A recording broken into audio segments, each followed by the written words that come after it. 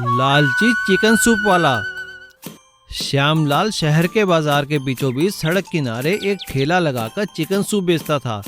जो भी बाजार में आता उसके चिकन सूप की खुशबू उसे वहां खींच लाती। उसके ठेले के आगे हमेशा भीड़ लगी रहती थी। अरे भैया, एक प्लेट चिकन सूप देना, और हाँ, एक प्लेट पैक भी कर देना। थोड़ी देर रुकना पड़ेगा भाई साहब, आपसे पहले 4 ग्राहकों के नंबर हैं। ठीक है भाई, मैं यहाँ साइड में खड़ा होकर इंतजार कर लेता हूँ। उसका नंबर आने पर श्यामलाल उसे सूप देता है। सूप पीने के बाद वह आदमी कहता है, अरे वाह भाई, मजा आ गया। श्यामलाल उनका धन्यवाद करता है। आपका बहुत बहुत धन्यवाद सर। सड़क के दूसरी ओर जगन सेठ अपने रेस्टोरेंट के बाहर खड़ा होकर यह सब देख रहा होता है। तभी उसके दिमाग में एक विचार आता है और वह सड़क पार कर श्यामलाल के ठेले पर पहुंचता है। अरे भाई, एक कप सूप तो पिलाना। श्यामलाल जगन सेठ को चिकन सूप पिलाता है। अरे भाई, मजा आ गया तुम्हारा चिकन सूप पीकर। कितना कमा लेते हो यहाँ तुम? बस गुजारा हो जाता है सेठ जी। अरे मेरे साथ मिलकर काम करोगे? जितना तुम यहाँ कमाते हो उसे 3 गुना मैं तुम्हें दूंगा। ठीक है सेठ जी, मैं आपको कल बताऊंगा। श्यामलाल रात भर जगन सेठ के प्रस्ताव के बारे में सोचता रहता है और अगले दिन जैसे ही वह अपना ठेला लेकर बाजार पहुंचता है, तभी जगन सेठ उसके पास आता है। हाँ भाई, क्या सोचा तुमने? ठीक है सेठ जी, मैं आपके साथ काम करने के लिए तैयार हूँ। अगले ही दिन से श्यामलाल जगन सेठ के रेस्टोरेंट में चिकन सूप बनाने लगता है। धीरे धीरे श्यामलाल के सारे ग्राहक जगन सेठ की दुकान पर आकर उसका सूप पीने लगते हैं। जगन सेठ का रेस्टोरेंट जो कभी खाली रहता था, वहां अब हमेशा भीड़ रहने लगती है। अरे लो भाई श्यामलाल, अपने पैसे ले लो भाई, तुमने तो कमाल कर दिया। शुक्रिया सेठ जी, आपने मुझे मौका दिया। कुछ महीने सब ठीक चलता है, लेकिन बाद में जगन सेठ के मन में लालच आ जाता है और वह श्यामलाल से सूप बनाने का तरीका सीख लेता है। एक दिन जगन सेठ श्यामलाल से कहता है, भाई श्यामलाल, मजा नहीं आ रहा तुम्हारे बनाए सूप में अब। अरे तुम कहीं और काम ढूंढ लो। लेकिन सेठ जी। भाई लेकिन वेकिन कुछ नहीं, अपना हिसाब लो और निकलो यहाँ से। श्यामलाल अपना सा मुंह लेकर वहां से चला जाता है और अगले ही दिन फिर से अपना ठेला लेकर बाजार के बीचों बीच अपना काम शुरू कर देता है और पहले से भी अच्छा चिकन सूप बनाकर रेस्टोरेंट से सस्ते दामों पर बेचने लगता है। श्यामलाल अपने हर ग्राहक को सारी बात बताता है। धीरे धीरे श्यामलाल के सभी ग्राहक वापस आ जाते हैं और जगन सेठ का रेस्टोरेंट फिर खाली हो जाता है। सीख, लालच बुरी बला है। एक समय की बात है, एक गांव में महेंद्र नाम का एक लकड़हारा रहता था। वो बहुत ही ईमानदार और नेक था। उसका एक बेटा था सुशील। महेंद्र अपने बेटे सुशील से बहुत प्यार करता था और वो उसकी हर ख्वाहिश को पूरा करने की कोशिश करता था। महेंद्र हर रोज सुबह जंगल में जाकर लकड़ियां काट कर लाता और उनसे अलग अलग तरह की चीजें बनाया करता था, जैसे गुड़िया, कठपुतली, जादुई सुंदर सुंदर बक्से, और उन्हें बनाकर गांव में बेचा करता था। यही उसकी कमाई का एक जरिया था और वो अपने छोटे से परिवार के साथ कम कमाई होने के बावजूद भी खुशी से रहा करता था। महेंद्र की पत्नी कमला भी गांव में लोगों के खेतों में काम किया करती थी और सुशील गांव के स्कूल में पढ़ा करता था और खाली समय में गांव के मैदान में अपने दोस्तों के साथ खेला करता था। एक दिन जब सुशील अपने दोस्तों के साथ गांव के मैदान में क्रिकेट खेल रहा था, तभी अचानक खेलते हुए उसके हाथ से उसके एक दोस्त का बहुत महंगा बैट टूट गया। बैट को टूटता हुआ देखकर उसके दोस्त ने उससे कहा, अरे ये क्या सुशील, तूने मेरा बैट तोड़ दिया। अब मैं तुझे छोड़ूंगा नहीं। मैंने जानबूझकर नहीं तोड़ा यार, यह गलती से टूट गया। मैं तुझे कल नया बैट जरूर लाकर दूंगा। अरे तू नया बैट कहाँ से लाकर देगा, तू तो गरीब है ना। और सुशील और उसका दोस्त आपस में लड़ने लगे, लेकिन वहाँ खड़े बाकी लड़कों ने उनको छुड़ाया और वो सभी अपने घर चले गए। महेंद्र जब घर आता है तो सुशील को उदास देखकर उससे पूछता है, अरे सुशील बेटा, क्या हुआ? इतने उदास क्यों हो तुम? क्या बात है? किसी ने कुछ कहा क्या? सुशील ने अपने पापा को सारी बात बताई और फिर से रोने लगा। उसे रोता हुआ देखकर महेंद्र ने उसे तसल्ली देते हुए कहा, कोई बात नहीं बेटा, गलती से हो गया, इसमें रोने की क्या आवश्यकता है। मैं कोशिश करूंगा तुम्हें एक की जगह 2 बैट लाने की। महेंद्र की ये बात सुनकर उसकी बीवी उससे कहती है, आपको पता है ना कि आप नया बैट नहीं ला के दे सकते। चल बेटा आजा, खाना खा के सो जा। और ऐसा कहकर वो खाना खिलाकर सुशील को सुला देती है। लेकिन दोनों के सोने के बाद महेंद्र को इस बात की फिक्र होती है कि वो अपने बेटे को बैट कहाँ से लाकर देगा। तभी अचानक उसकी नज़र घर पे पड़े एक बहुत मजबूत लकड़ी के टुकड़े पर पड़ती है और उसे देखकर महेंद्र को एक आइडिया आता है। वो तुरंत अपने औजार निकालता है और उस लकड़ी के टुकड़े से 2 बहुत ही शानदार बैट बनाता है। दिखने में वो बैट बहुत ही सुंदर लगते हैं। अगले दिन सुबह जब सुशील उठता है तो महेंद्र उसे वो दोनों बैट देकर कहता है, बेटा ये लो, मैंने कहा था ना तुम्हें एक की जगह मैं 2 बैट ला कर दूंगा। वुड कार्विंग वाले बैट देकर सुशील बहुत ही खुश होता है और अपने पापा के गले लगकर उन्हें थैंक यू बोलता है। थैंक यू पापा। एक बैट वो अपने दोस्त को वापस कर देता है और दूसरे बैट से खुद खेलने लगता है और उसके सभी दोस्त उससे ऐसा ही बैट लाने की मांग करने लगते हैं। और सुशील अपने पापा से कहकर अपने सभी दोस्तों के लिए वुड कार्विंग वाले बैट बनाता है और सभी दोस्त फिर से खुशी खुशी खेलने लगते हैं। लालची वड़ा पाव वाला। भोलापुर गांव में राजू नाम का वड़ा पाव बेचने का एक व्यापारी रहता था। उसकी बीवी वड़ा बनाती थी और वो उसमें पाव डालकर बेचता था। उसका काम अच्छा नहीं चल रहा था। जो भी ग्राहक एक बार उसके पास आता वो दोबारा नहीं आता था। यह देखकर एक दिन राजू ने अपनी बीवी से कहा, मुझे अब समझ में आया कि मेरा धंधा क्यों नहीं चल रहा है। तुम्हें वड़ा बनाना आता ही नहीं है। ये क्या कह रहे हो जी? मैं तो वड़ा ठीक से ही बनाती हूँ। अरे क्या ठीक से बनाती हो? अगर बढ़िया बनाती तो बिकते ना। मुझे एक उपाय सूझा है। याद है वो उमा बहन जिनके घर हम गए थे? उन्होंने कितने अच्छे वड़ा पाव बनाए थे। क्या बढ़िया स्वाद था। मैं सोच रहा हूँ क्यों ना उन्हें यहाँ बुला लें। इससे उनका भी फायदा हो जाएगा और हमारा भी काम बन जाएगा। बेचारी बहुत मुसीबत में है। राजू गांव गया और उमा बहन से मिला। फिर उसे उसने सारी बातें समझाई। यह सुनकर उमा बहन ने कहा, मैं तो कब से अपने काम को लेकर बहुत परेशान थी। तुम भगवान की तरह आ गए। जो तुम्हें ठीक लगे वो करो। इसके बाद उमा बहन राजू के ठेले पर वड़ा पाव बनाने लगी। उसके बनाए हुए वड़ा पाव इतने स्वादिष्ट होते थे कि वहाँ पर लोगों की लाइन लग गई। कुछ ही दिनों में उनका धंधा अच्छी तरह चल पड़ा और काफ़ी पैसे भी आने लगे। राजू मुनाफे का आधा हिस्सा उमा बहन को दिया करता था। यह देखकर राजू की बीवी के मन में ईर्ष्या जागने लगी। एक दिन राजू की बीवी ने राजू से कहा, मैं सोच रही थी एक पकवान बनाने के सिवा ये और क्या करती है। सारा काम तो आपका जमाया हुआ है। पूरा मुनाफा आधा ही उसे दे देते हो। ये ठीक नहीं। तो तुम ही बताओ ना कि हम क्या करें। उसकी देखा देखी मैंने भी सब कुछ सीख लिया है। मुझ पे भरोसा कीजिए, बिल्कुल उसी की तरह बनाऊंगी। अपना घर देख उसकी चिंता छोड़ो। दूसरे दिन राजू ने उमा बहन को अपने काम में हिस्सेदारी देने से मना कर दिया और उन्हें कहा कि अब मैं अकेले ही काम संभाल लूँगा। अब हमें आपकी आवश्यकता नहीं है। यह सुनकर उमा बहन ने कहा, तुम्हें जो ठीक लगता है करो भैया, पर एक बात जान लो कि खाने के धंधे में स्वाद ही सबसे ज़्यादा अहमियत रखता है और मेरे पकवान खाने से धंधा अच्छा चल रहा है। अरे तुम तो लालची हो गई हो। तुम समझती हो तुम्हारी वजह से मेरा काम चल रहा है। मैंने तुम्हें काम दिया और अब मैं ही तुम्हें काम से निकाल रहा हूँ। जाओ यहाँ से। उमा बहन दुखी होकर वहां से चली गई। उसने अपने बचाए हुए पैसों से अपना ही अलग ठेला लगा लिया।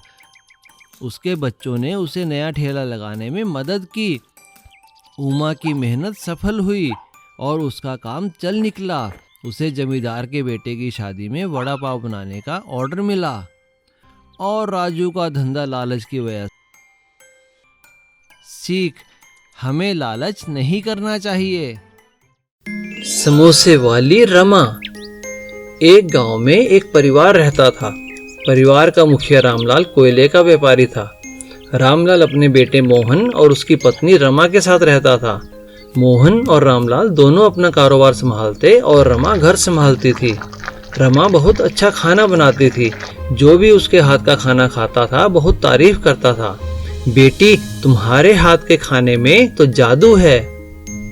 ये तो आपका आशीर्वाद है बाबूजी। एक बार बहुत ज्यादा बारिश होने के कारण उनका कोयले का व्यापार ठप हो गया। बेटा, हमारा सारा कोयला गीला हो गया है।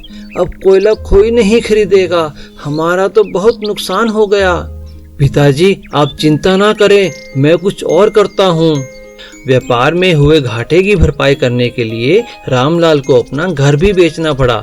वो लोग पास के एक छोटे से घर में जाकर रहने लगे। मुझे माफ कर दो रमा बेटा, काश हम एक बड़ा सा गोदाम बना लेते जिसमें अपना कोयला रखते। बाहर पड़ा रहने के कारण सारा कोयला गीला हो गया और हमें नुकसान झेलना पड़ा। कोई बात नहीं पिताजी, सुख दुख तो कर्मों का खेल है। मोहन ने बहुत कोशिश की पर वह कोई काम नहीं कर पाया। एक दिन रमा बोली, पिताजी, आप आज्ञा दे तो मैं समोसे बेचने का व्यापार शुरू करूं। आपका आशीर्वाद बहुत जरूरी है। मुझे कोई ऐतराज नहीं है बेटा। रमा ने अपने घर के बाहर ही समोसे का व्यापार शुरू कर दिया। वो इतने स्वादिष्ट समोसे बनाती कि लोग समोसे की खुशबू से ही खींचे चले आते। वाह रमा दीदी, तुम्हारे हाथ में तो जादू है। मैं तो रोज ये समोसे खाता हूँ, फिर भी दूसरे दिन मन नहीं भरता, फिर यहाँ आ जाता हूँ।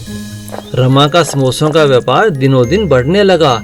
अपनी मेहनत से रमा ने खूब पैसे कमाए और उन पैसों को जोड़ कर भी रखा। पिताजी, ये मेरे बचाए हुए कुछ पैसे हैं। इन पैसों से आप फिर से अपना कोयले का व्यापार शुरू कर लीजिए। वाह बेटा, तुमने तो कमाल कर दिया। आज तुमने अपनी मेहनत से हमारे घर को बर्बाद होने से बचा लिया। अब मैं खूब अच्छे से अपना काम करूंगा, पर पहले गोदाम बनाऊंगा। सीख, मेहनत और लगन से किया गया काम हमेशा प्रगति कराता है। लालची चिकन वाला। एक गांव में जगत नाम का एक आदमी था। वो चिकन की दुकान चलाता था। उसके मन में बहुत लालच था। वो हमेशा पैसे बचाने की ही सोचता था। रियाज जगत को चिकन की सप्लाई करता था। जगत उससे खराब चिकन कम दाम पर खरीदता और ग्राहकों को अधिक दाम पर बेच देता। रियाज को यह बिल्कुल भी पसंद नहीं था। अरे वाह, आज तो बहुत कमाई हुई है। बस ये रियाज चिक करता है। एक दिन जगत गांव के बाहर कहीं जा रहा था। उसने देखा रियाज एक मुर्गी फार्म से निकल रहा है। अच्छा, तो ये रियाज यहाँ से मुर्गियाँ खरीदता है। कल मैं भी यहाँ से मुर्गी खरीदूंगा। अगले दिन जब रियाज चिकन सप्लाई देने आया, तब जगत ने उसे मुर्गी खरीदने से मना कर दिया। अरे रियाज, पहले सारा चिकन खत्म होने दो, बाद में खरीदूंगा। जगत उस फार्म पर जाता है जहां उसने रियाज को देखा था, लेकिन उसे वहां कोई दिखाई नहीं देता। अरे कोई है, अरे कोई है। जगत वहां आवाज लगाता है, लेकिन उसे कोई जवाब नहीं आता। अरे वाह, यहाँ तो मुर्गियाँ ही मुर्गियाँ हैं और कोई देखने वाला भी नहीं। कुछ मुर्गियाँ उठा लेता हूँ। और जगत ने वहाँ से कुछ मुर्गियाँ उठाई और तेजी से वहाँ से निकल गया। अरे वाह, आज तो मज़ा ही आ गया। बिना कोई खर्च किए कमाई ही कमाई। अब रोज ही ऐसा करूँगा। अब जगत रोज रात को फार्म पर जाता और मौका पाकर मुर्गियाँ उठाकर ले आता। इस तरह वो लगातार मुर्गियाँ रात को चोरी करता रहा और बेचता रहा। जब फार्म में मुर्गियाँ कम होने लगी तो फार्म के मालिक को कुछ शक हुआ। उसने फार्म पर नज़र रखनी शुरू की उसने देखा कि एक रात जगत वहां से मुर्गी उठाकर ले जा रहा है। तब फार्म के मालिक ने एक चाल चली। उसने अपनी 4 मुर्गियां रात को फार्म में खुली छोड़ दी और एक मुर्गी को एक खास तरह की रोटी खिला दी। रात को जगत मुर्गियां चुराकर ले गया। अगले ही दिन फार्म के मालिक ने जगत की दुकान से सारी मुर्गियां खरीद ली और वो खास तरह की रोटी वाली मुर्गी भी उसी के पास मिली। तब मालिक को पता चला कि चोर कौन है। उसने पुलिस बुलाई और जगत को पुलिस के हवाले कर दिया। सीख, चोरी का काम हमेशा फलता नहीं है। नारियल पेड़ चढ़ने वाला मशीन। विष्णुपुर नाम के एक गांव में सुधाकर नाम का एक बड़ा नारियल का व्यापारी था। उसका एक बड़ा सा नारियल का खेत भी था। वह हर साल नारियल को बेचकर बहुत ही अच्छा पैसा कमाता था। इस साल भी उसके खेत में बहुत अच्छा नारियल का फसल हुआ। लेकिन इस साल लॉकडाउन की वजह से नारियल को नीचे लाने वाले कूली नहीं मिल रहे थे। सारे लोग उनके गांव को चले गए थे। उस गांव में सिर्फ एक ही नारियल तोड़ने वाला था जिसका नाम दीपक था। तभी सुधाकर जाकर दीपक से बात करता है। दीपक भाई, क्या तुम मेरे खेत में नारियल उतारने का काम कर सकते हो? आजकल नारियल की महंगाई बहुत बढ़ चुकी है। अरे नहीं सेठ जी, मेरा तो कल सूरज सेठ के यहाँ काम है। आप बोलो तो एक हफ्ते के बाद आपका काम करता हूँ। मैं तब तक बहुत बिजी हूँ। अरे बाप रे, 1 हफ्ता? ऐसा करेंगे तो सारा नारियल खराब हो जाएंगे। देखिए सेठ जी, आप मुझे एक नारियल के लिए 10 रुपए देंगे तो मैं तैयार हूँ। मुझे मालूम है कि एक नारियल शहर में 50 रुपए में बिकती है। क्या पागल हो गए क्या? 10 रुपए? तुम बहुत लालची हो चुके हो। काम करने वाला कोई नहीं, इसीलिए तुम उसका फायदा उठा रहे हो ना। आप जो कुछ भी समझो आपकी मर्जी। नहीं तो एक काम कीजिए, आप ही चढ़कर नारियल तोड़ दो। दीपक को ऐसी बात करते हुए देख सुधाकर वहां से चला जाता है। अगले दिन सुधाकर खुद ही नारियल पे चढ़कर ऊपर तक पहुंच जाता है। लेकिन नारियल तोड़ते वक्त उसका हाथ फिसलकर वह नारियल के साथ नीचे गिर जाता है और उसके कमर में चोट लगती है। तभी शहर से एक डॉक्टर आकर चेकअप करके दवाइयां देती है। तभी डॉक्टर ने ऐसी बोली, सुनिए, आपको और बहादुरी करने की जरूरत नहीं है। अगर आपको नारियल तोड़ना है तो शहर में एक नया मशीन आया हुआ है जिससे आप आसानी से पेड़ चढ़ सकते हैं और नारियल तोड़ सकते हैं। ठीक है डॉक्टर जी, ऐसा ही करूँगा। अगले ही दिन सुधाकर वह मशीन शहर से मंगवाता है। वह मशीन को गाड़ी जैसे पहिए थे और आसानी से एक आदमी बैठकर पेड़ चढ़ सकता है। ऐसा ही सुधाकर उस मशीन पे बैठकर पेड़ चढ़कर नारियल तोड़ने लगता है और आसानी से एक ट्रैक्टर लोड की नारियल तोड़ देता है। ये बात दीपक देख लेता है और ऐसा बोलता है, अरे सेठ जी, आप क्यों मेरे कमाई पे लात मार रहे हो? अगर सारे लोग इस मशीन को देखेंगे तो मुझे खाने के लिए पैसे भी नहीं मिलेंगे। मुझे उस दिन के लिए क्षमा कर लो। अब मुझे सबक मिल गया है। आप बोलो तो मैं ही इस मशीन पर चढ़कर आपको नारियल तोड़ के दूंगा। बस 1 रोज की कमाई दे देना। अब आए हो रास्ते में, अब नाटक बंद करो और सबको सस्ते में नारियल तोड़ के देना, खबरदार। तब से सुधाकर ने जैसा बोला ऐसा ही काम करने लगा। लालची सेठ। लाला कन्हैया लाल का एक बहुत बड़ा आलू का खेत था। उस खेत में बहुत ही अच्छे किस्म के आलू उगते थे। कन्हैया लाल के पास एक छोटी सी लॉरी भी थी जिसमें वो सारा आलू भरकर मंडी भेजता था। एक दिन लाला जी को एक बड़ा ऑर्डर मिला। उन्होंने अपने ड्राइवर को बुलाया। अरे भोला, इधर आओ, आज तुम्हें एक बहुत बड़ा काम करना है। ये लो 50 किलो आलू और नए बाजार बेच कर आओ। पर लाला जी, इसके तो 2 चक्कर लगेंगे। क्यों 2 चक्कर क्यों? लाला जी, लॉरी छोटी है, ये 30 किलो से ज्यादा वजन नहीं ले जा सकती। अगर मैं ज्यादा सामान लेकर गया तो चालान कट जाएगा। अरे तुम कैसे ड्राइवर हो? तुम्हें तो ज्यादा सामान ले जाने का तरीका पता होगा। अब मुझसे बातें मत करो, जल्दी से आलू गाड़ी में डालो और बाजार लेकर जाओ। जाओ अब। भोला 50 किलो आलू लेकर धीरे धीरे लॉरी चला रहा था, लेकिन फिर भी उसका चालान कट गया। लाला जी, मैंने आपसे कहा था ना चालान कट जाएगा, पर आप फिर भी नहीं माने। नहीं, मैं कुछ नहीं जानता। चालान तुमने जानबूझकर कटवाया होगा। लो पकड़ो अपने पैसे और मेरी नौकरी छोड़ दो।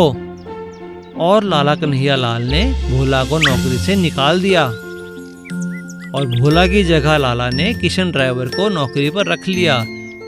पर किशन शराब पीकर लॉरी चलाता था। एक दिन ऐसा ही हुआ। वह लाला की आलू से भरी गाड़ी लेकर चला, लेकिन उसने पहले से ही शराब पी रखी थी और उसका एक्सीडेंट हो गया। अब लाला जी की लॉरी पूरी तरह टूट चुकी थी और ड्राइवर भी अस्पताल में था। अरे यह क्या हो गया? मैंने भोला को बेकार में ही निकाला, वह तो बहुत अच्छा ड्राइवर था। सीख: अधिक लालच के कारण जो अपने पास होता है, कभी कभी वो भी चला जाता है।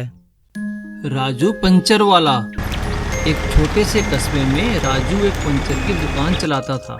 पूरे कस्बे में केवल उसे ही पंचर लगाना आता था। अपनी मदद के लिए उसने छोटू नाम के एक लड़के को काम पर रखा था। अरे वाह, आज कितना अच्छा दिन है, खूब कमाई हुई है आज तो। ये लो छोटू, तुम भी कुछ पैसे रख लो। उस्ताद, आप तो बहुत अच्छे हो। आज मैंने आपके लिए कई सारे पकवान बनाए हैं। हाँ हाँ, आज मैं बहुत खुश हूँ। आज मेरी बहुत कमाई हुई है। अच्छा, तो ये बात है, तो लाओ 100 रुपए। हाँ हाँ, ये लो। पर तुम इसका क्या करोगी? मैं अपने चिंटू के लिए साइकिल लाऊंगी। ठीक है। एक दिन राजू का एक पड़ोसी उसके पास आया। राजू भाई, मेरे ट्रैक्टर का एक पहिया खराब हो गया है, जरा देखना तो। हाँ हाँ, कहाँ है तुम्हारा ट्रैक्टर? वो तो घर पर ही है। मैं इसलिए पूछने आया था कि अभी मेरे पास पैसे नहीं हैं। अगले महीने जब फसल कटेगी तो मैं तुम्हें पैसे दे दूंगा। क्या तुम मेरी मदद करोगे? हाँ हाँ, ले आओ। तुम तो मेरे साथ पढ़े हो। अब मैं तुम्हारी मदद नहीं करूंगा तो और किसकी करूंगा? राजू ने उसका ट्रैक्टर ठीक कर दिया। एक दिन राजू को उसके मामा के घर से न्योता आया।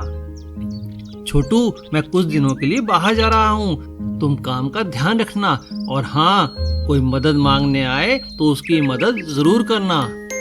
राजू वहाँ से चला गया और छोटू काम संभालने लगा। मुझे इसी दिन का इंतजार था। कमाई का ये मौका मैं हाथ से कैसे जाने दूंगा। छोटू ने कुछ कीलें अपनी दुकान के बाहर सड़क पर डाल दी। अब जो भी गाड़ी, स्कूटर या साइकिल वहाँ से गुजरती, उसका पंचर हो जाता और फिर सभी वहाँ से पंचर लगाने आते। छोटू ने उससे खूब पैसे बनाए। छोटू, राजू तो सिर्फ 300 रुपए लेता था, तुम 500 ले रहे हो। हाँ जी, अब आजकल महंगाई भी तो बहुत बढ़ गई है। इस तरह कई दिन निकल गए। वो बहुत खुश था। एक दिन एक एम्बुलेंस वहाँ से गुजरी और पंक्चर हो गई। ये टायर तो पूरी तरह खराब हो गया है, इसे नया लगाना होगा। ठीक है, जल्दी लगा लेना, मुझे एक माताजी को तुरंत अस्पताल लेके जाना है।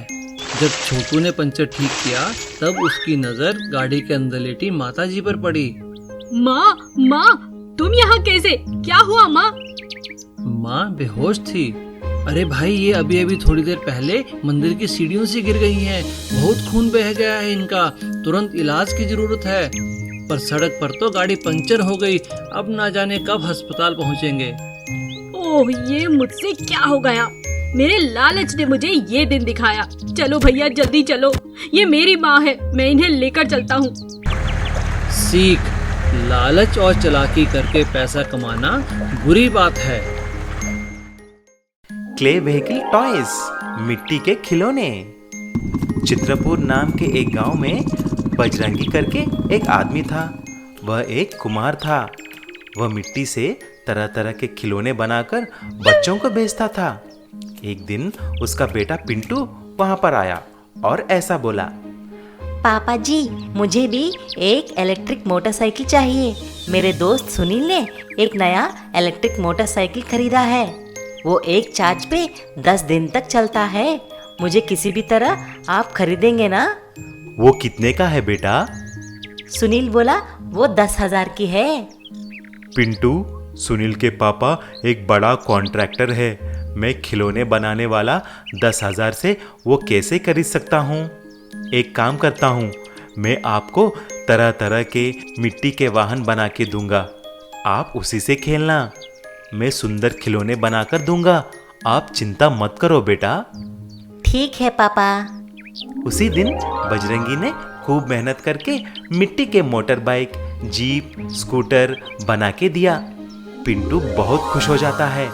अगले ही दिन पिंटू उसके सभी दोस्तों को दिखाने के लिए मिट्टी के बाइक को लेके जाता है। ये बात सुनील से देखा नहीं गया। वह उसके इलेक्ट्रिक बाइक से पिंटू के मिट्टी के बाइक को धक्का मार देता है और पिंटू का मिट्टी बाइक टूटकर चूर चूर हो जाता है। जब ये बात पिंटू अपने पापा को बोला, पिंटू बेटा, इस बार मैं एक मजबूत जीप का खिलौना बना के दूंगा, ठीक है? ऐसा बोलकर बजरंग ने रातों रात एक मजबूत मिट्टी का जीप का खिलौना बना के देता है। जब पिंटू उस जीप को सुनील के पास लेके गया, सुनील फिर से उसके बाइक से जीप को टकराने के लिए देखता है। ऐसा वह तेजी से आकर पिंटू के जीप को मारता है, लेकिन इस बार सुनील का बाइक टूटकर नीचे गिर जाती है। फिर सुनील रोते रोते उसके पापा के पास जाते हैं। पापा जी, पिंटू करके मेरा एक दोस्त ने उसकी जीप से तेजी से आकर मेरे बाइक को धक्का देके तोड़ दिया है। आप जल्दी कुछ कीजिए ना। ऐसा झूठ बोलता है। तभी सुनील के पापा विशाल एक जेसीबी को लेके पिंटू और बजरंग के घर के पास जाकर सारे खिलौने और उसके घर को भी तोड़ देता है। तभी बजरंग ने ऐसा बोला, विशाल सेठ, आप तो बड़े हो, कुछ तो दिमाग लगा के काम करना होगा ना। वह छोटे बच्चे हैं, आप भी ऐसा करना अच्छा नहीं है। आप मुझसे क्षमा मांग के मेरे घर को ठीक करवा दो। अरे चल, मैं तुमसे माफी हो ही नहीं सकता। फिर ठीक है, एक शर्त लगाता हूँ। अगर कल मैं आकर मैं तुम्हारी जेसीबी और घर को नहीं तोड़ा तो मेरा नाम भी बजरंग नहीं है। ऐसा अगले ही दिन एक बड़ा सा मजबूत मिट्टी का जेसीबी बनाकर बजरंग विशाल के घर पहुंच जाता है और एक ही झटके में विशाल का स्टील जेसीबी को तोड़ देता है। वो जेसीबी टुकड़े टुकड़े हो जाती है। फिर विशाल दौड़ता हुआ आकर सबके सामने बजरंग से माफी मांगता है और बजरंग को एक नया घर भी बना के दे देता है। तब से बजरंग और पिंटू खुशी से नए घर में रहने लगे। लेकिन बजरंग तरह तरह के मिट्टी के खिलौने बनाना नहीं छोड़ा। सोहन के पास एक खटारा बाइक थी। वह कभी भी कहीं भी खराब हो जाती थी। सोहन उसे मैकेनिक के पास ले जाता और पैसे देकर जैसे तैसे ठीक करवाता था। अरे भाई सोहन, नई बाइक ले लो, कब तक इसकी मरम्मत करवाते रहोगे? अब ये ज्यादा दिन चलने वाली नहीं है। सोहन को डींगे मारने की बहुत बुरी आदत थी। अरे तुम देखना, मेरी बाइक जर्मनी से आने वाली है, मैं उसी का इंतजार कर रहा हूँ। और जिसे तुम खटारा समझ रहे हो ना, इसे तो दिल्ली के ऑटो एक्सपो में भेजना है, दुनिया देखने आएगी इसे। अरे इसमें ऐसी क्या खास बात है सोहन भाई? हाँ, खास बात तो ये है कि ये बाइक मेरे दादाजी की है। एक बड़े राजा ने उन्हें तोहफे में दी थी। ये 150 साल पुरानी बाइक है। हर जगह सोहन बिना सोचे समझे गप्पे मारता रहता था। एक दिन सोहन अपनी पत्नी के साथ पिक्चर देखने जा रहा था। रास्ते में बाइक फिर खराब हो गई। जब तक वो चली तब तक पिक्चर खत्म हो चुकी थी। गुस्से में आकर उसकी पत्नी ने कहा, देखो जी, बहुत हुआ। आज के बाद मैं इस बाइक पर नहीं बैठूंगी। आज मेरी सहेलियां सभी मुझ पर हंस रही थी। इस खटारा पर तो तुम ही बैठो, मैं चली घर। घर पहुंचकर सोहन ने अपने पड़ोसी की बाइक चुरा ली और उसे सुबह होने से पहले अपनी बाइक के साथ जोड़कर एक नए रूप में रंग दिया। सोहन अपनी पत्नी और बच्चों को लेकर पिक्चर दिखाने ले गया। सब बहुत खुश थे, लेकिन सोहन का पड़ोसी बहुत उदास था। उसने पुलिस में कंप्लेंट भी कराई, पर बाइक का कुछ पता ना चला। एक दिन एक पुलिस ऑफिसर सोहन को मिला। अरे सोहन, मुझे जरा पुलिस स्टेशन तक छोड़ दे। जी हाँ, चलिए, आइए बैठिए। अरे बड़ी अच्छी बाइक है भाई, एकदम अलग। कहाँ से लाए हो? सिडनी से लाया हूँ साहब, मेरे चाचा की वहाँ बाइक की फैक्ट्री है। आपको चाहिए तो बताइएगा जरूर। सोहन की बातों पर अफसर को शक हुआ। अरे आओ सोहन, बैठो, तुम्हें चाय पिलाते हैं। सोहन खुश हो गया और अफसर के इशारे पर उसकी बाइक की तलाशी हुई और पता चला कि ये तो चोरी की बाइक है। अच्छा साहब, मैं चलता हूँ, चाय के लिए धन्यवाद। अरे रुको रुको, अभी कहाँ, अभी तो बस चाय ही पिलाई है, हवा खाना तो बाकी है। चलो हवालात में, चोरी करने और गप्पे मारने का बहुत शौक है ना तुम्हें, अब यहीं बैठे बैठे खटमलों को अपनी गप्पे सुनाना। मनीष एक नौजवान था और वह अपने माता पिता के साथ धनपुर नाम के एक गांव में रहता था। कुछ दिनों से वह एक लड़की मीरा के साथ प्यार करता था, इसीलिए मनीष ने मीरा को लेकर अपने घर चला जाता है और अपने माता पिता को दिखाता है। छी छी, तुमने गांव में मेरा इज्जत निकाल दी। तुमको जाकर इसी से प्यार करना था क्या? पिताजी, आप कुछ भी बोलो, मीरा एक अच्छी लड़की है और मैं इससे ही शादी करना चाहता हूँ। अच्छा तो ठीक है, अभी के अभी तुम मेरे घर से निकल जाओ, चले जाओ और फिर कभी तुम्हारा मुंह मत दिखाओ। ऐसा मनीष और मीरा एक मंदिर में शादी कर लेते हैं और उसी गांव में एक घर किराए पे लेते हैं।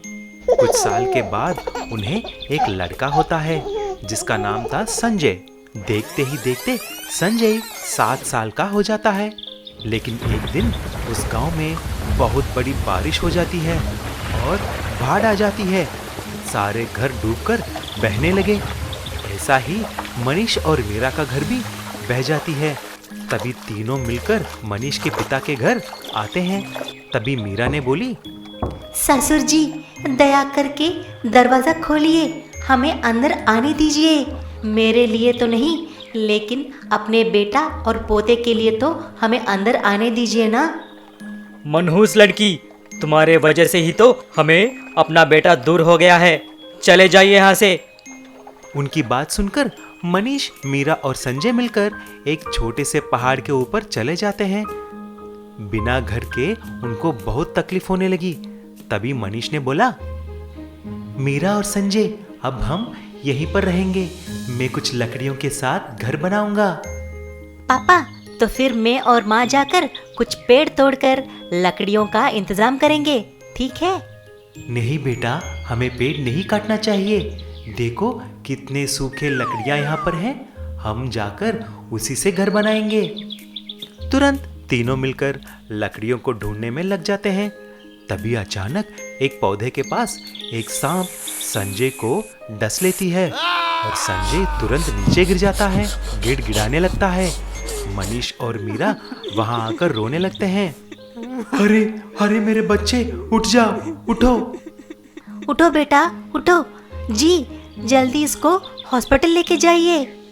तभी एक जादुई बांस का पेड़ से आवाज निकलने लगती है। मनीष और मीरा, आप घबराइए मत, मैं एक जादुई बांस का पेड़ हूँ। आपने जो पेड़ों के बारे में बोला है मैंने सुन लिया है, इसीलिए आपको मैं एक जादुई घर बनाकर देने के लिए सोच रहा हूँ। आप मन में एक घर सोचकर आंखें बंद कर लो।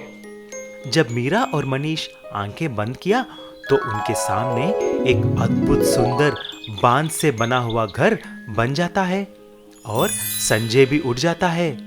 अरे माँ, मैं तो अभी अभी सोया हूँ, इतने में आपने घर बना दी।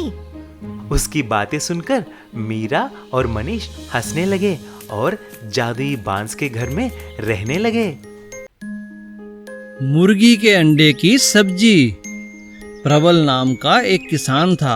उसका खेत पूरी तरह बेकार हो चुका था। लाख मेहनत करने के बाद भी खेत से कुछ फायदा ना मिला। हे भगवान, समझ नहीं आता क्या करूं, खेत में तो कुछ उगता ही नहीं। प्रबल चिंतित रहने लगा और उसने खेत पर जाना भी बंद कर दिया। कई दिन बीते। वह इतना चिंतित हुआ कि बीमार हो गया और बिस्तर से उठ भी नहीं पाता था। ये आपको क्या हो गया? अब हम कैसे जिएंगे? बेटा माधव, तुम ही कोई काम तलाश करो। हाँ माँ, आप चिंता मत करो। माधव अब दिन रात काम ढूंढता, कभी कभी खेती पर भी जाता था, पर कोई फायदा न मिलता। एक दिन माधव अंडे लेने दुकान पहुंचा। भाई, ये अंडे मुझे दे दो। कैसे दिए? 10 का एक है। इतना महंगा? माधव के पास पैसे नहीं थे। तब दुकानदार बोला, ये कुछ टूटे हुए अंडे हैं, अगर तुम लेना चाहो तो आधे दाम में दे दूंगा। माधव खुश हुआ और दुकानदार से अंडे लेकर घर पहुंचा। उसकी माँ ने अंडे की सब्जी बनाई। तभी उनके दरवाजे पर किसी ने आवाज दी, अरे भाई, कोई है क्या? कहिए, कौन है? हम यात्री हैं, हमें बहुत दूर जाना है। क्या यहाँ पर कोई खाने की जगह मिलेगी? हमें बहुत भूख लगी है। नहीं भाई, यहाँ कोई ढाबा या खाने की जगह नहीं है, आप अंदर आ जाइए। माधव ने उस यात्री को अंडे की सब्जी खिलाई। यह सब्जी किसने बनाई? यह मेरी माँ ने बनाई है। यह तो बहुत स्वादिष्ट है। अरे, मुझे तो मालूम ही नहीं था कि अंडों से इतनी अच्छी सब्जी भी बनती है। क्या तुम मेरे साथ चलोगे? मेरा बहुत बड़ा ढाबा है, मैंने कभी भी इतनी स्वादिष्ट सब्जी नहीं खाई। तुम मेरे साथ चलो और मेरे ढाबे पर चलकर मेरे साथ काम करो। हाँ हाँ, मैं आपके साथ ज़रूर चलूँगा। और इस तरह माधव उस व्यक्ति के साथ चला गया और मेहनत से काम करने लगा। देखते ही देखते उनके दिन बदल गए। अब उन्हें किसी भी तरह की कोई कमी ना रही। मटन बिरयानी वाले की सफलता। एक बार एक गांव में रफीक नाम का एक आदमी अपने पिताजी के साथ रहता था। वह अधिक पढ़ा लिखा नहीं था, बस गांव में ही मजदूरी कर कर अपना और अपने पिता का पेट पालता था। एक दिन जब वह घर वापस लौटा तो उसके पिता ने कहा, अरे रफीक, क्यों सारा दिन इधर उधर घूमता रहता है, कुछ काम क्यों नहीं करता? नहीं पिताजी, मैं तो सेठ जी के यहाँ मजदूरी करने गया था। ये देखो, बदले में चावल और कुछ मटन मिला है। अरे, मजदूरी ही करनी है तो शहर में अपने मामू के पास चला जा, वहाँ पैसे भी अधिक मिलेंगे।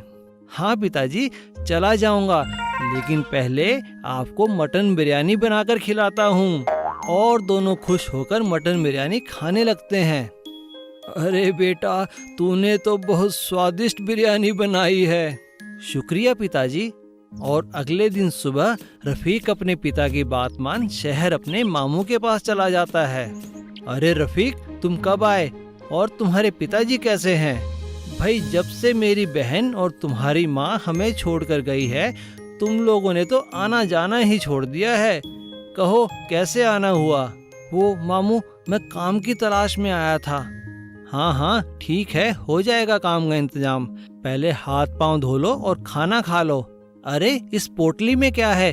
क्या लाए हो गांव से हमारे लिए? कुछ नहीं मामू, थोड़ी सी बिरयानी है। अरे, तो सोच क्या रहे हो? लाओ निकालो, मिलकर खाते हैं। और दोनों मिलकर बिरयानी खाने लगे। अरे रफीक, तुम तो बहुत अच्छी बिरयानी बनाते हो। जी शुक्रिया मामू। अरे, तुम एक काम क्यों नहीं करते? काम ढूंढना छोड़ो और बिरयानी का एक ठेला लगा लो, मैं तुम्हारे लिए सब इंतजाम कर दूंगा। और रफीक के मामू ने शहर के चौराहे पर उसके लिए बिरयानी का एक ठेला लगवा दिया। जो भी वहां से गुजरता, बिरयानी की खुशबू उसे वहां खींच लाती। और कुछ ही दिनों में रफीक का मटन बिरयानी का काम चल पड़ा और उसके ग्राहक दिन पर दिन बढ़ने लगे। अरे भाई रफीक, तुम तो बहुत ही स्वादिष्ट मटन बिरयानी बनाते हो, मजा आ जाता है खाकर। हाँ भाई हाँ, ऐसी बिरयानी तो पूरे शहर में कोई नहीं बनाता। जी शुक्रिया। और देखते ही देखते रफीक ने खुद की एक दुकान खरीद ली और शहर में एक घर भी बना लिया। इसीलिए कहते हैं मेहनत ही सफलता की कुंजी है। लकड़ी की ऑटो। सिंहपुरी नाम के एक गांव में धर्म और करम करके दो दोस्त रहते थे। वह दोनों ऑटो चलाते थे। धर्म एक अच्छी और ईमानदार आदमी था, लेकिन करम हर वक्त पीता था और बहुत ही लालची और खड़ूस आदमी था। एक दिन जब करम ऑटो स्टैंड पे था, तभी धर्म ऑटो में आता है। धर्म उतरकर वहीं पर बैठे हुए एक बूढ़े आदमी को खाना और पानी देता है। तभी करम ऐसा बोलता है, अरे भाई धर्म, तुम पागल तो नहीं हो? तुम रोज आकर इस बुढ़े आदमी को खाना और पानी देते हो, इससे क्या फायदा है? देखो करम, हम तंदुरुस्त हैं, काम कर सकते हैं, लेकिन ये बुढ़ा आदमी क्या काम करेगा? और उसको खाना तो पड़ेगा ना। दूसरों को मदद करने में आनंद ही कुछ और है। तभी वहां पर दो लड़कियां आते हैं और ऐसा बोलते हैं, धर्म भैया, हमें एमजी रोड जाना है, चलोगे क्या? हमें इस करम के ऑटो में नहीं बैठना है। ये सारा दिन पीता रहता है और लड़कियों से इसका बर्ताव भी अच्छा नहीं है। तभी करम ने ऐसा बोला, ठीक है मैडम, उसके ऑटो में ही चले जाओ ना। उसके ऑटो क्या सोने से बना है क्या? बड़े आए एमजी रोड जाने वाले। रोज रोज इस धर्म की पॉपुलैरिटी इस गांव में बढ़ती जा रही है, मुझे कुछ करना होगा। जब धर्म वापस आता है, करम उसको पानी लाने के लिए बोलता है। जैसे ही धर्म पानी के लिए जाता है, करम उसके ऑटो पर दारू डालकर मैचिस जलाकर ऑटो जला देता है। धर्म लौट के देखा तो पूरा ऑटो जलकर राख हो जाती है। अरे मेरी ऑटो, मेरा पूरा परिवार इसी ऑटो पर आधारित है, अब मैं कैसे जीऊंगा? तभी ऑटो स्टैंड में बैठे हुए बुढ़ा आदमी ने यह सब देखकर ऐसा बोलता है, बेटा तुम उदास मत हो, मैं बुढ़ा आदमी नहीं हूं बालक, बल्कि एक स्वामी जी हूं। तुम मुझे रोज खाना देकर मुझे बचाया है। ये लो थोड़े लकड़ियां, इसको तुम्हारे जले हुए ऑटो पर रखना और देखना तुम्हारी सारी दुख दूर हो जाएंगे। जैसे ही धर्म ने उन लकड़ियों को लेकर जले हुए ऑटो पर रखा, उसका पूरा ऑटो लकड़ी की ऑटो में बदल जाता है। बेटा ये ऑटो अभी पानी में भी चल सकता है और इसको कोई भी जला नहीं सकता, इसे चलाकर खुशी से रहना बेटा। धर्म खुशी खुशी से ऑटो चलाने लगा। ऑटो में चढ़ने वाले सभी उसकी तारीफ करते थे। धर्म उसे तालाब में और नदी में भी चलाता था और सबको आनंद करता था। ये बात करम से देखी नहीं गई। उसी दिन रात को करम धर्म के घर जाता है और ऑटो को देखता है। फिर वह पेट्रोल निकालकर उस लकड़ी के ऑटो पर डालता है। जैसे ही उसने माचिस जलाकर डालता है, ऑटो को कुछ नहीं होता, लेकिन करम जलने लगता है। अरे मुझे बचाओ, मैं जल रहा हूं, कोई मुझे बचाओ। धर्म दौड़ता हुआ आता है और जलते हुए करम को देख स्वामी जी को प्रार्थना करता है। कुछ ही देर में सारी आग बुझ जाती है। तभी करम शर्मिंदा होकर धर्म से माफी भी मांगता है। तब से दोनों अच्छे दोस्त के जैसे रहने लगे। गन्ने का रस। एक गांव में राम कुमार नाम का एक व्यक्ति रहता था। वो गन्ने का रस बेचता था। उसके गन्ने का रस बहुत ही मीठा और स्वादिष्ट होता था, पर वह खुद बहुत ही कड़वा बोलने वाला और झगड़ालू व्यक्ति था। राम कुमार, तुम्हारे दुकान के गन्ने का रस पीने में बहुत मजा आता है। हाँ हाँ ठीक है, सभी लोग यह कहते हैं, इसमें नया क्या है? राम कुमार हमेशा परेशान रहता था। ओह, इन ग्राहकों ने तो नाक में दम कर दिया है, थोड़ी भी देर चैन से नहीं बैठने देते। अरे भाई राम कुमार, कहाँ हो? बोलो क्या बात है? तुमने इस बार भी मेरा कर्जा नहीं चुकाया और ब्याज भी देर से देते हो। हाँ हाँ तो क्या हुआ, देता हूँ ना, इसमें इतना क्यों सुना रहे हो? मैं तुम्हारे पैसे चुका दूंगा। तुम हर बार यही कहते हो। देखो मुझे जल्दी से पैसे लौटा दो वरना। हाँ हाँ क्या वरना, क्या कर लोगे? मुझे धमकी देते हो? तो लो, मैं आज से तुम्हारे पैसे चुकाने से मना करता हूँ। देख लूँगा कैसे नहीं दोगे, अभी हंस रहा हूँ, फिर आऊँगा। आह, मेरा तो दिमाग ही खराब कर दिया। तभी उसकी दुकान पर एक मंत्री आए। रामकुमार, तुम्हें राजा ने याद किया है। उन्होंने तुमसे 2 बाल्टी गन्ने का रस मंगवाया है। कल दोपहर से पहले रस लेकर पहुंच जाना। हाँ हाँ, पहुंचा दूंगा। दूसरे दिन राजकुमार ने सुबह ही सारा रस निकाल कर रख दिया। फिर वो शंभू गाड़ी वाले का इंतजार करने लगा, जिसमें रखकर वो रस राजमहल पहुंचाता है। जब तक शंभू आएगा मैं घर जाकर खाना खा लेता हूँ, फिर शंभू के साथ रस को लेकर राजमहल जाऊंगा। थोड़ी ही देर बाद जब राजकुमार वापस आता है तो देखता है दोनों बाल्टी रस गायब है। अरे यह क्या, रस कहाँ चला गया? वो निराश होकर शंभू के साथ राजमहल की ओर चल पड़ता है और वहां जाकर सारी बात मंत्री को बताता है। ठीक है, हम पता लगाएंगे कि चोरी किसने की है। अगले दिन मंत्री सुबह ही राजकुमार के पास पहुंच गया। क्या तुम्हें किसी पे शक है? जी, मुझे मनोज पे शक है। तभी वहां से राजा का हाथी गुजरता है। अरे वाह, क्या ये राजा का हाथी यहाँ भी आता है? हाँ जी, ये तो रोज यहाँ से निकलता है और कई बार रस भी पीना चाहता है। जो भी रस गिर जाता है उसे ये चाट लेता है। तो लगता है कल भी इसने ही रस पिया है। हाँ, लगता है आप ठीक कह रहे हैं। मैंने अपने गुस्से की वजह से ध्यान नहीं दिया कि हाथी भी यहाँ से गुजरता है। मैं तो यूं ही मनोज पर शक कर रहा था। गुस्से में हम अपने अच्छे संबंधों को भी बिगाड़ लेते हैं। एक बड़े नगर के पास एक छोटे से गांव में बिरजू नाम का एक ग्वाला रहता था। उसके पास 2 गायें थी।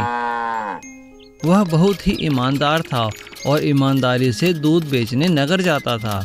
उसने कभी दूध में पानी नहीं मिलाया। एक दिन बिरजू को एक और ग्वाला मिला जो बड़े शहर में अपना दूध बेचकर आ रहा था। अरे बिरजू, तुम्हें देखकर मुझे बहुत खुशी हुई। क्या करते हो तुम? मैं पास ही के नगर में दूध बेचता हूँ। कितनी गाय हैं तुम्हारे पास? 2 गाय। कब से कर रहे हो यह काम? 2 साल से कर रहा हूँ भाई। तो क्या 2 साल में तुमने कोई तरक्की नहीं की? तरक्की का तो पता नहीं, पर तसल्ली बहुत है। मैं पूरी ईमानदारी से दूध बेचता हूँ, कोई मिलावट नहीं करता और चैन की नींद सोता हूँ। अरे इस तरह तो तुम कभी तरक्की नहीं कर पाओगे। क्या तुम नहीं चाहते कि तुम्हारे पास बहुत सी गाय हो, तुम्हारे पास एक बड़ा घर हो, नौकर चाकर हो?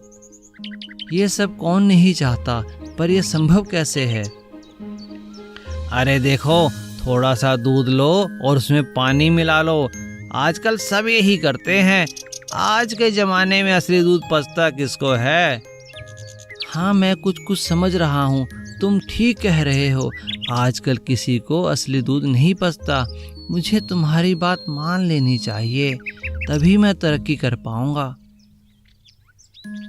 अगले दिन बिरजू ने भी दूध में पानी मिलाना शुरू किया और नगर में बेच आया। इससे उसने ज़्यादा पैसे कमा लिए। अरे वाह, आज तो मैंने 100 रुपये अधिक कमाए। मज़ा आ गया। और इस तरह लालच में आकर बिरजू दूध में खूब पानी मिलाता और उसे बेचने लगा। पर एक एक करके उसके ग्राहक कम होते चले गए। अरे आज भी दूध बच गया, अब कैसे कमाई करूं? मैं जितना पानी रोज मिलाता हूं उतना ही दूध बच जाता है। पिताजी से पूछता हूं कि क्या करूं। और बिरजू ने सारी बात अपने पिता को बताई। बेटा, इस तरह किसी की बातों में आकर अपना व्यापार खराब नहीं करना चाहिए। बेईमानी करके कोई खुश नहीं रह सकता। अब तुम कल से ईमानदारी से ही अपना काम शुरू करो और बिना मिलावट के दूध बेचो। ठीक है पिताजी। और बिना मिलावट का दूध बेचने के बाद बिरजू के ग्राहक फिर से वापस आ गए। सीख, ईमानदारी ही सफलता की कुंजी है। उबलापुर गांव में बहुत गर्मी पड़ती थी। मई जून के महीने में वहां चारों तरफ सूखा पड़ जाता था। उसी गांव में प्रीति अपनी माँ के साथ अपने ताऊ के घर में रहती थी। एक साल गर्मियों के दिनों में प्रीति के ताऊ का बेटा मोनू नहाने लगा तो उसे पानी नहीं मिला। उसे गुस्सा आ गया और उसने अपनी माँ को आवाज़ दी, माँ, पानी फिर खत्म हो गया है। देखो, नहाने को पानी नहीं है। अरे मैंने तो बाल्टी में पानी भर कर रखा था तुम्हारे लिए, ना जाने कहाँ गया। जरूर ये प्रीति का काम होगा। प्रीति बेटा, तुम्हारा तो रोज का काम हो गया है। जब भी हमें पानी की जरूरत होती है तुम दोनों माँ बेटी सारा पानी खत्म कर देती हो। नहीं नहीं भाभी, ऐसा मत कहो, हमने जानबूझकर ऐसा नहीं किया। प्रीति की माँ को इतना कुछ सुनाने के बाद भी मोनू की माँ का गुस्सा शांत नहीं हुआ और वो अंदर जाकर मोनू के पापा को भड़का देती है। मोनू के पापा बाहर आकर प्रीति और उसकी माँ से कहते हैं, निकल जाओ इस घर से, परेशान करके रख दिया है तुम दोनों माँ बेटी ने। उन दोनों के हाथ पैर जोड़ने के बावजूद भी किसी पर कोई फर्क नहीं पड़ता। दोनों माँ बेटी अपने पुराने घर जाने के लिए निकल जाते हैं।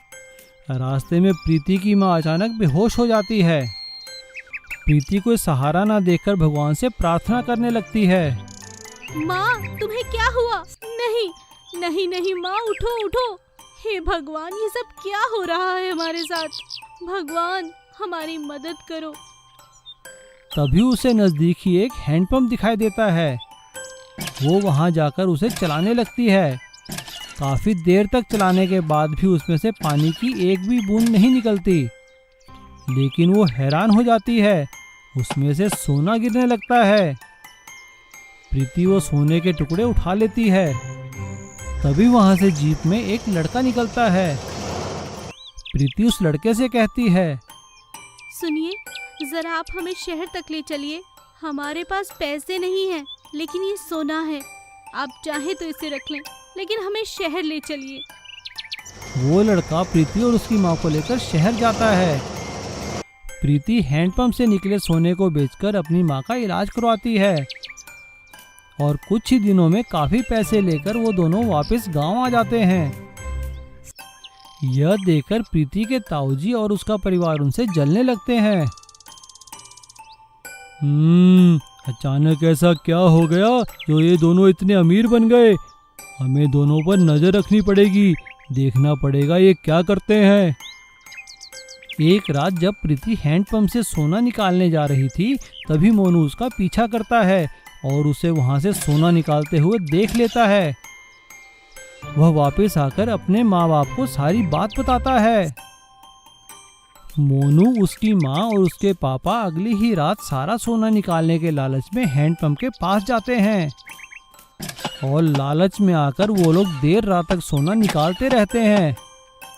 जैसे ही वो लोग सोना उठाकर घर की ओर जाने लगते हैं, तभी उन्हें कुछ लुटेरे घेर लेते हैं। रुक जाओ, क्या है तुम्हारे पास? दे दो हमें। लुटेरों को देखकर वो लोग भागने लगते हैं, लेकिन लुटेरे उनका पीछा कर कर उन्हें मार देते हैं और उनका सारा सोना छीन लेते हैं। और सोने के लालच में आकर प्रीति के ताऊ और उसका परिवार सभी खत्म हो जाते हैं। इसीलिए कहते हैं, बुरे कर्मों का फल हमेशा बुरा ही होता है। बैंगन की सब्जी। एक गांव में एक लाला जी रहते थे। उन्हें खाने का बहुत शौक था। सारा दिन लाला जी बस खाते ही रहते थे। अरे शांति, जल्दी जल्दी खाना लाओ, कहाँ रह गई? बहुत भूख लगी है। अभी आई। अरे वाह, बहुत अच्छा खाना बनाया है तुमने, बहुत मजा आ गया। बस बस, आप तो बस हमेशा मेरी तारीफ ही करते रहते हैं। आपको खाना पसंद है और मुझे बनाना। अब जल्दी बताओ, रात में आपके लिए क्या बनाऊं? रात में तो सीताफल ही बनाना। लाला जी काम पर चले गए और रास्ते में उन्हें फिर भूख लगी, तो लाला जी पेड़ के नीचे बैठ गए। अरे, अभी तो भोजन किया था, चलते चलते फिर भूख लग गई। तभी एक आवाज आई। अरे बस करो, आकर खाना खा लो। यह किसान की पत्नी थी जो किसान के लिए खाना लाई थी। अरे, यह क्या पका कर लाई है? बड़ी अच्छी खुशबू आ रही है। लाओ लाओ, बड़ी भूख लगी है। तभी किसान की पत्नी ने लाला जी को देखा और कहा, लाला जी नमस्ते, ये लीजिए, आप भी खाएं। ये बैंगन की सब्जी है। बैंगन? यह तो मैंने कभी नहीं खाया। बहुत बढ़िया, ये तो बहुत स्वादिष्ट है। क्या तुम बता सकती हो ये सब्जी कहाँ मिलेगी? मैं इसे घर ले जाऊंगा। तब किसान ने अपने खेत से 2 बैंगन तोड़कर लालाजी को दिए। शाम को लालाजी ने अपनी पत्नी से किसान की पत्नी के बने बैंगन की खूब तारीफ की। अच्छा बस्ती करो, मैं अभी बढ़िया सी सब्जी बनाती हूँ। सेठ इंतजार करने लगा और पत्नी बैंगन पकाने लगी। अरे वाह, ये सब्जी का रंग तो बहुत अच्छा लग रहा है, चक्कर देखती हूँ। वाह, स्वादिष्ट। वह स्वादिष्ट था। अभी पत्नी ने चखा ही था और उसे खाने का दिल किया। उसने झट से पूरा बैंगन खा लिया। फिर वो खाना लेकर लालाजी के पास पहुंची। अरे यह क्या?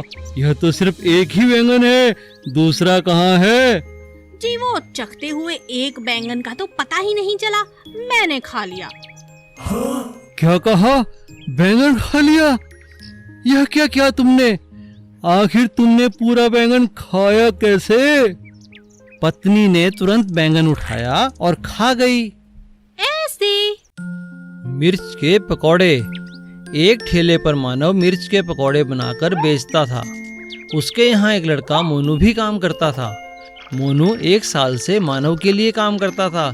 उसे अब काफी काम आ गया था। एक दिन मानव ने मोनू से कहा, मोनू, मैं जरा एक जरूरी काम से बाहर जा रहा हूँ, तुम काम संभाल लेना। हाँ जी, आप बिल्कुल निश्चिंत होकर जाइए, मैं सब संभाल लूंगा। उस दिन मोनू ने देखा कि मानव की तो खूब कमाई होती है। मानव इतना धनवान बन गया है ये काम करके। मैं भी तो अब यह काम सीख गया हूँ। मुझे लगता है मुझे भी अपना काम शुरू कर लेना चाहिए। किसी बहाने से यहाँ से काम छोड़ देता हूँ। अब मोनू कई बार काम में गड़बड़ करने लगा, जिसकी वजह से परेशान होकर एक दिन मानव ने उसे डांटा। क्या बात है मोनू, तुम्हारा ध्यान आजकल काम में नहीं लगता, सही ढंग से काम करो। आप मुझे ऐसे मत डांटिए, अब मैं आपके यहाँ काम नहीं कर सकता, मेरा हिसाब कर दो। हाँ, ले ले हिसाब, पर कहाँ जाएगा? तुझे कोई और काम तो आता नहीं? हाँ, आता है मुझे काम, यहाँ का सारा काम मैं ही तो संभालता हूँ। देखना, मैं भी अपना एक मिर्च के पकौड़े का ठेला लगा लूँगा।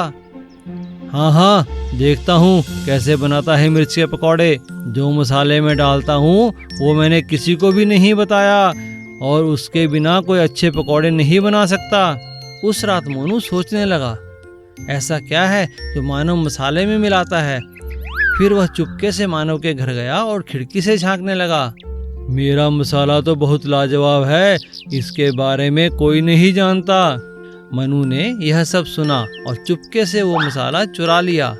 दूसरे दिन मनु ने जब अपना ठेला लगाया तो उसने अपने बनाए पकौड़ों पर वो मसाला डाल दिया। अरे मनु, यह क्या? तुम्हारे कहने पर मैं मानव के पकौड़े छोड़ तुम्हारे पास आया, पर ये पकौड़े तो बिल्कुल ही बेकार हैं। हाँ, आप ठीक कहते हो, ये पकौड़े तो कड़वे हैं, इन्हें मैं नहीं खा सकता।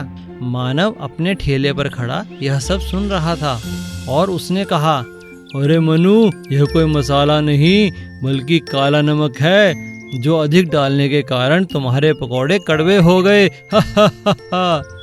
मुझे माफ कर दो मानव, मुझे अपने यहाँ काम दे दो। सीख, नकल और अकल में फर्क होता है। लालची तंदूर वाला। एक गांव में 2 भाई थे। एक का नाम था सोनू और दूसरे का नाम था मोनू। बड़ा भाई सोनू गांव में तंदूरी चिकन और कबाब बेचता था। लोगों को उसके यहाँ का खाना बहुत पसंद था। जैसे जैसे उसका धंधा बढ़ा वैसे वैसे लालच भी बढ़ता चला गया। एक दिन सोनू ने अचानक चिकन के दाम बढ़ा दिए। क्योंकि लोगों को पसंद था इसलिए वो पैसे भी देते थे। कुछ दिनों बाद सोनू ने बचे हुए चिकन को भी अगले दिन बेचना शुरू कर दिया। यह देख उसके छोटू भाई मोनू ने उससे कहा, भैया आपने दाम बढ़ा दिए वो तो ठीक है, पर गांव के लोगों को बासा चिकन खिलाओगे तो वो बीमार पड़ जाएंगे, इससे तुम्हारा नाम खराब होगा। अरे भाई, तुझे धंधे के बारे में कुछ नहीं पता। लगता है भैया मेरी बात ऐसे नहीं मानेंगे। मुझे भी तंदूरी कबाब बेचना शुरू करना ही होगा, पर मेरे पास तो पैसे भी नहीं है।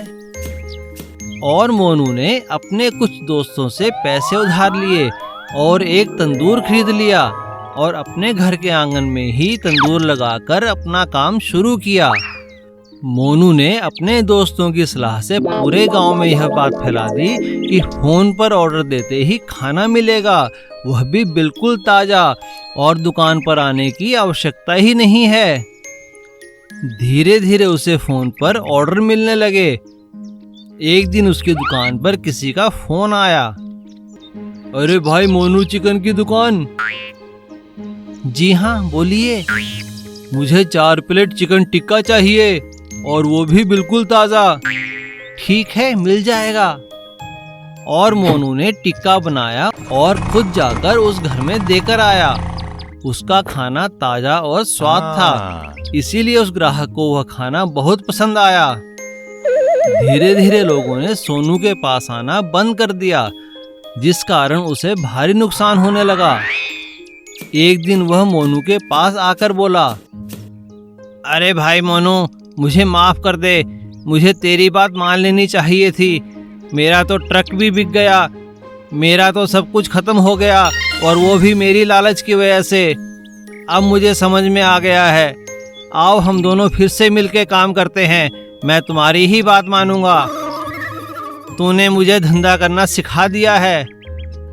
और इस तरह दोनों भाइयों ने फिर से मिलकर काम करना शुरू किया और उन्होंने 2 लड़के भी रख लिए खाना डिलीवरी करने के लिए।